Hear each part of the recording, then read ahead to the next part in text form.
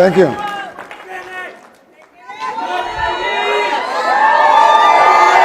Thank you, thank you. Thank you very much. Gracias, gracias. Thank you, thank you. Gracias, muchas gracias, muchas gracias. Thank you, everyone. Thank you, everyone. Thanks. Let's have a seat. Thank you. Let's have a seat. Thank you.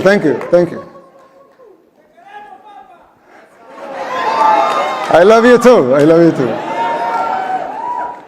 Dear Matt and Mercy, thank you for the kind invitation to have me here at CPAC. It is truly an honor to be here just a few days after our presidential and legislative elections. Which, by the way, they pulverized the opposition. They say globalism comes to die at CPAC. I'm here to tell you that in El Salvador, it's already dead.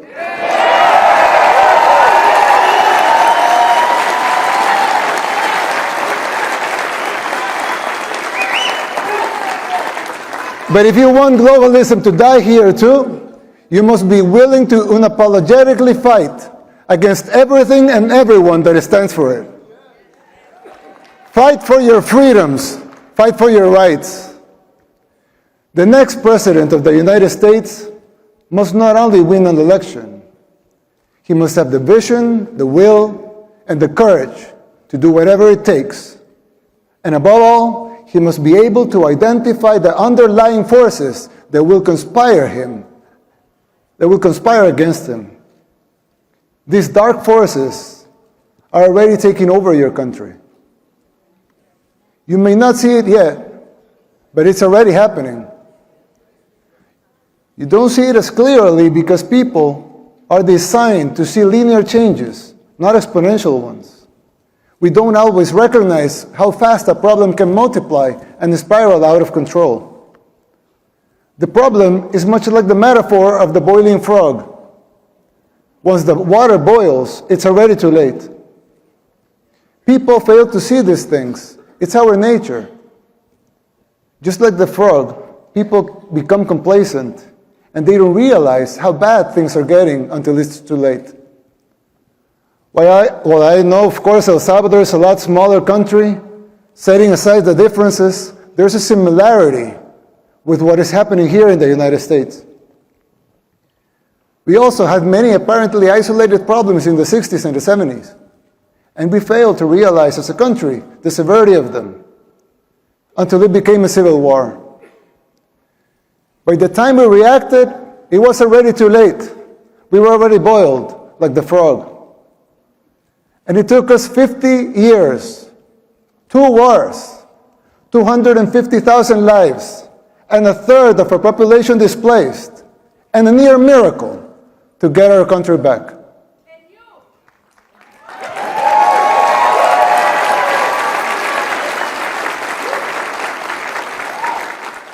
As your friend, I want to issue this warning so you don't make the same mistakes we did in the 60s and the 70s. It is not easy to pull yourself back once you're in boiling water. In fact, all the experts said it was impossible. And besides, you don't want to wait 50 years and maybe hope for a miracle to get out of hell. You can still jump before the water boils. Some might say I'm exaggerating, but we can clearly see the signs of a declining society because our own hit rock bottom decades ago. It's like when we see someone getting sick. First, it's maybe just stomachache, or a headache, or a small fever. But if you don't deal with the disease, it will only get worse, and then it may be too late. Even after our first war in El Salvador, we failed again to look into the signs of the second civil war that was coming, the gang war. After 1 million people fled the first war, A lot of them came to live in ghettos here in the United States, where the gangs were formed. When former President Clinton deported a lot of those gang members without telling us they were gang members, they were criminals. They roamed free and recruited young people, thousands of young Salvadorans, to join the gangs. At first, they seemed like petty criminals, but they began to change and transform until they became the unscrupulous terrorists that we know today. Most of them even perform satanic rituals, and this has been well documented. The government back then didn't deal with the disease, nor did the next administration, nor did the ones after that.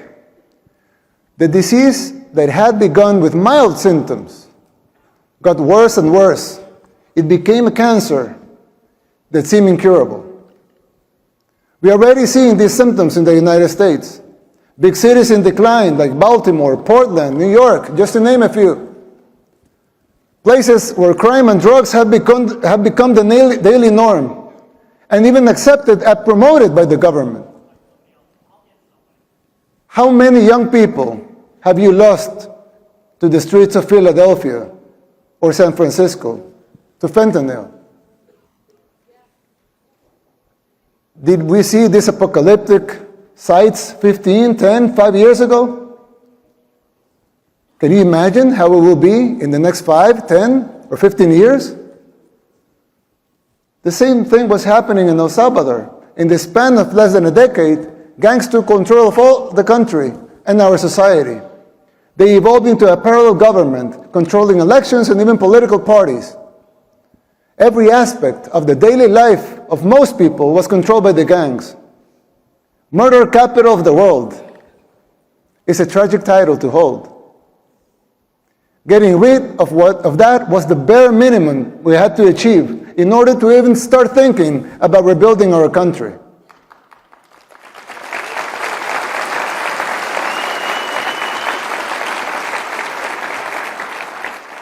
But jumping out of the water when it's already boiling is an almost impossible feat.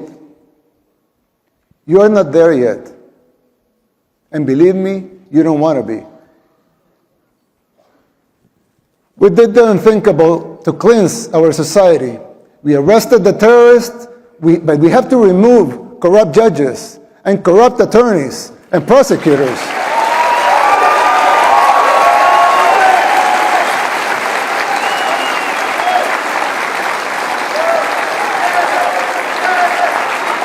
Thank you. Thank you. Thank you.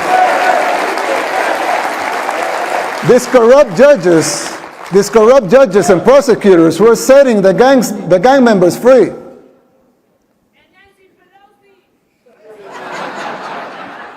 And it wasn't just the gangs.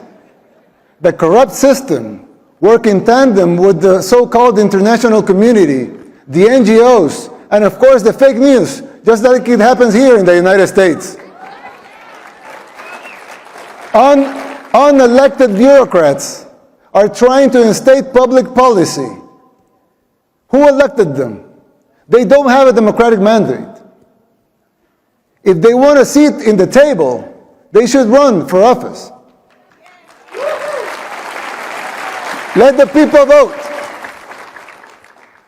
It will not be a pretty sight for them if the elections are free and fair. I mean, who elected Soros to dictate public policy and laws?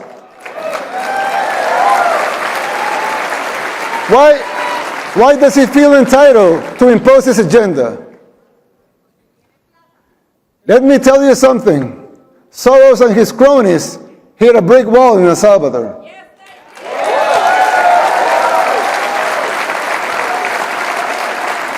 Thank God, and all the glory be to him, Salvadorans are now immune to his influence.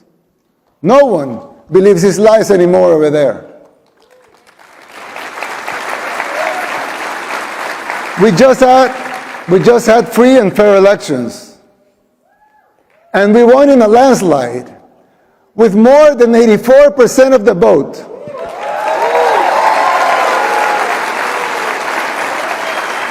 Let that sink in. More than 84% of the people voted to continue our policies. Our victory is unprecedented in the history and modern democracies in the world. They also gave us a supermajority in Congress, more than that. 54 seats out of 60.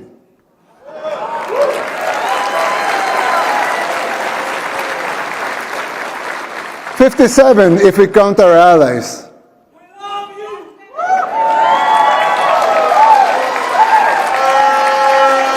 That's 95% of Congress.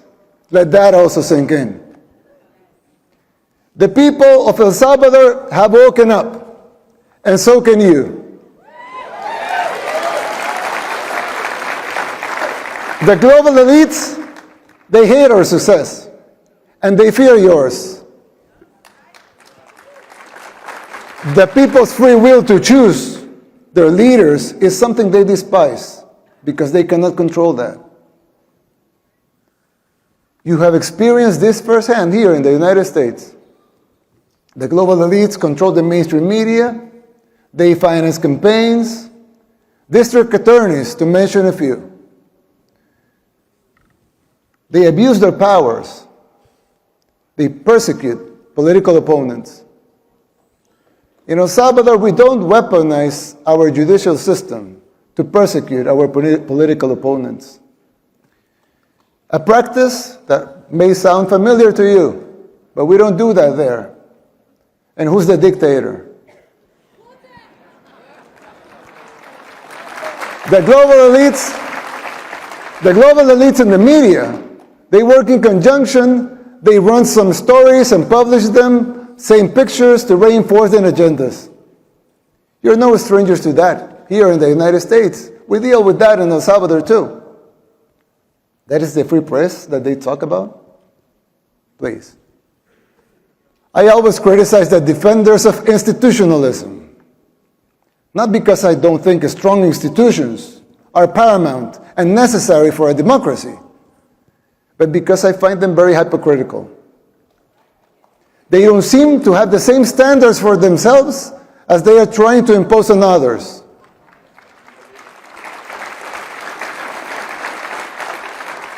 But there's yet another component that is more dangerous than a simple double standard. Institutions were created to serve the people, and not the other way around. Somewhere along the way, those people forgot their fundamental purpose, which is more important than the institution itself. When the judicial system was created, it was created out of the necessity to bring justice. But now, it seems that survival and control of the judges, of the AGs, among others, are paramount. And the need to bring justice is merely a little more than an afterthought. Another example, the police was created to bring law and order. Let them seek law and order then. But now some of them are even afraid to do their job because they fear the consequences for doing it. They should be encouraged to fulfill their foundational roles without fear of repercussions that distract them from their missions.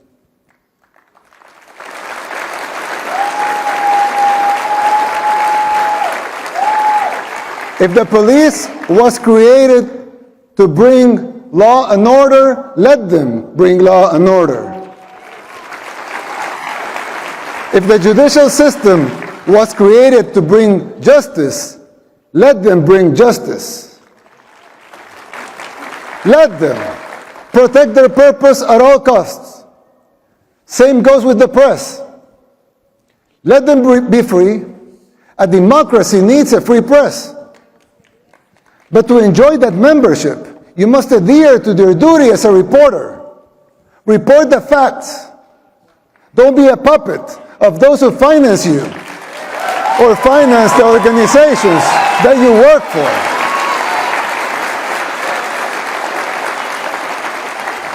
Your freedom of speech will always be protected. We believe in free speech.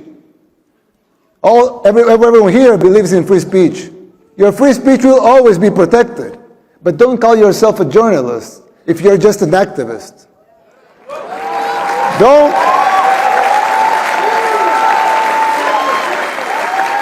Don't call yourself independent if you depend in open society. Soros NGO for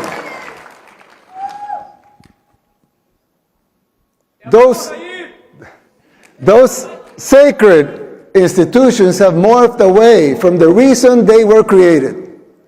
We should not defend those institutions for the sake of being institutions.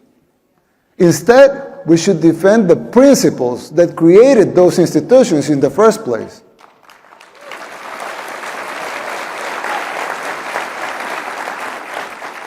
It's troubling to see that this is happening everywhere. Not only in El Salvador and the United States, it's happening everywhere. But even here, in the United States, in the most powerful country in the world, even here, it's happening. America should listen to these words, not because the El Salvador model should be replicated here, but because these specific examples apply to any nation that has lost or is losing its way.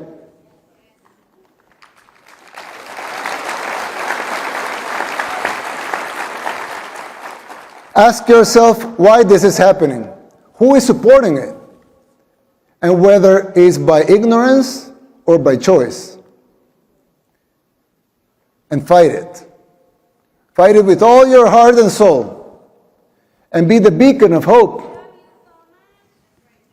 And be the beacon of hope that your founding fathers, with all their faults like every human being has, dreamt for your country.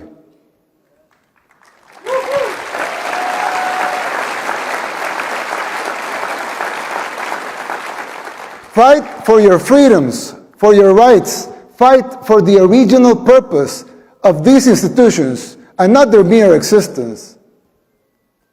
It's still not too late. It can be done. It is time to erase these new paradigms that have been imposed in the recent years that make no sense. If you just free your minds from those invisible chains, you could do it.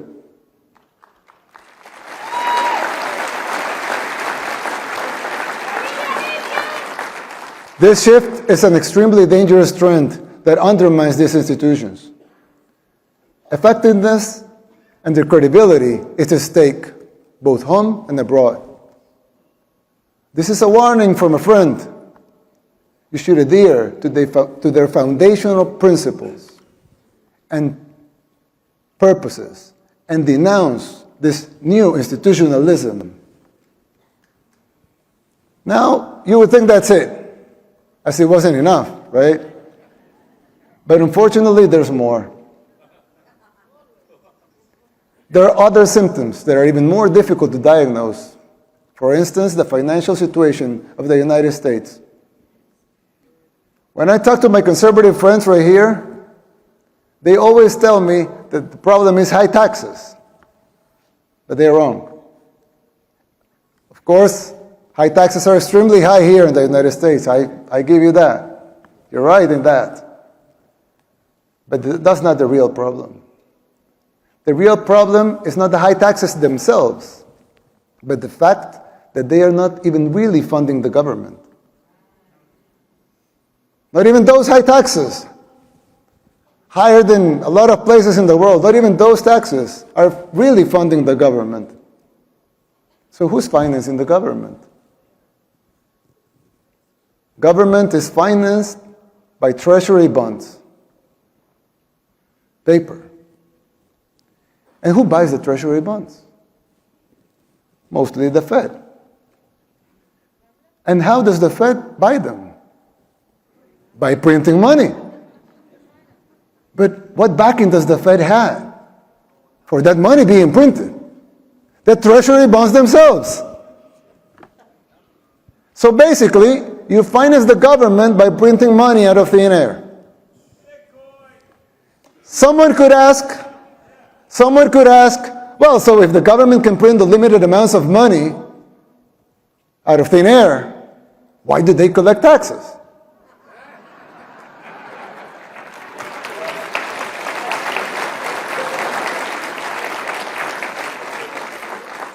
I mean, in theory, it would make sense, right? If they can print unlimited amounts of money, why would they need taxes for? The answer is simple, but it's very shocking. The real problem is that you pay high taxes only to uphold the illusion that you are funding the government, which you are not. It's shocking, but it's true. The government is funded by money printing, paper backed with paper, a bubble that will inevitably burst. The situation is even worse than it seems, because if most Americans and the rest of the world were to become aware of this farce, confidence in your currency would be lost, the dollar would fall, and the Western civilization with it.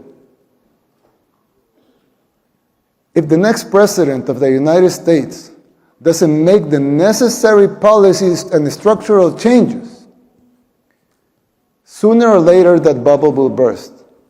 There's still time. You don't have to make the same mistakes we did in the 60s and the 70s. You can still jump before the water boils. Winning the election isn't enough to solve these problems. They will not simply go away as a consequence of an electoral result. It will take a total re-engineering of the government, top to bottom. It will entail making difficult decisions, like the ones we made in El Salvador since 2019 and they're already paying off. It will be hard. The system will push back. But you have the right to determine your own fate.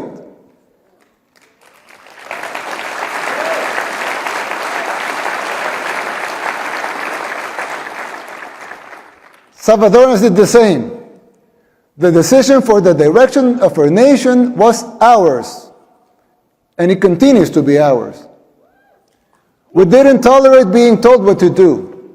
In doing so, we did the unthinkable. Against all adversity, we transformed El Salvador from the most dangerous country in the world to the safest in the Western Hemisphere.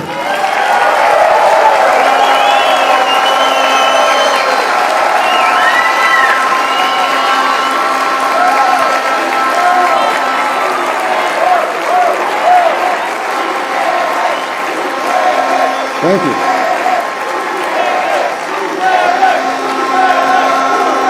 Thank you. We did it by defying the global elites. We told them no more.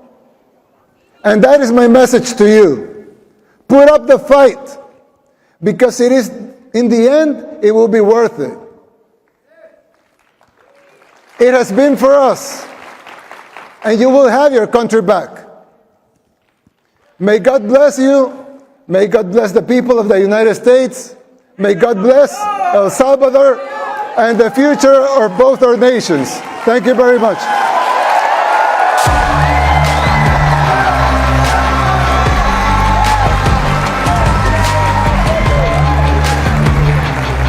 Thank you.